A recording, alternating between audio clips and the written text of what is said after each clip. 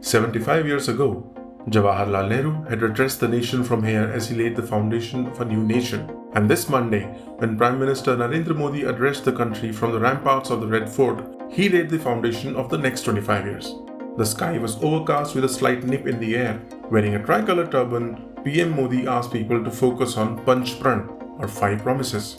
First, to move forward with bigger resolves and the resolve of a developed India. Second, to erase all traces of servitude. Third, to be proud of India's legacy. Fourth, to focus on India's unity, which is its strength. And fifth, to fulfill the duties of citizens with honesty. But what is the ground situation like?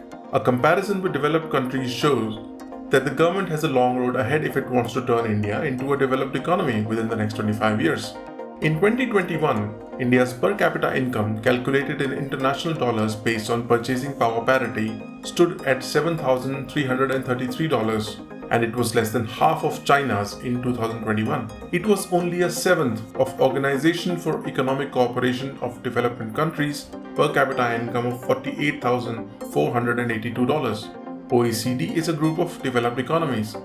While India's per capita income grew at double the rate of OECD nations in the last 25 years, it would need to grow at 12.4% consistently to catch up to OECD countries within the next 25 years.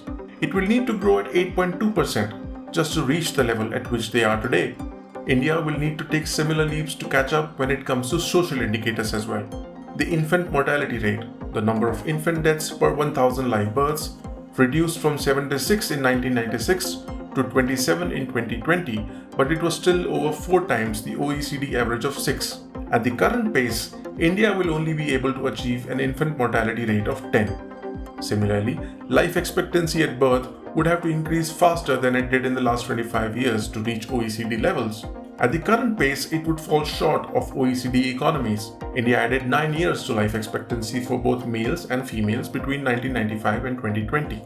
Prime Minister Modi also listed equality, specifically equality for women, as one of the 5 pledges citizens must take. It is a pledge that will challenge the nation on many fronts. One of the weakest spots is the female labor force participation rate.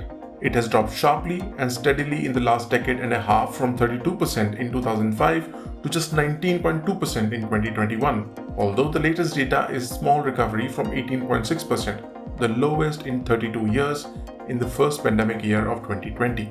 However, it is not all gloom. In the recently concluded Commonwealth Games, 40% of India's medalists were women, though that is lower than the 46.4% in the 2002 Games. The new clarion call given by the Prime Minister will call for all levels of government, both centre and state, and all sections of the citizenry, irrespective of caste, creed, or religion, to work hand in hand. While policies and their effective implementation will be the primary levers to achieve this goal, ensuring unity and thus a unified purpose should be the first step towards Mission 2047.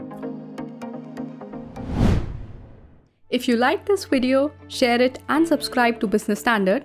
For more news, views and insights, log on to www.business-standard.com. Do also follow us on YouTube, Twitter, Facebook, Instagram, Telegram and LinkedIn. सब अच्छी दिख रही हैं यार, कौन सी खरीदूं?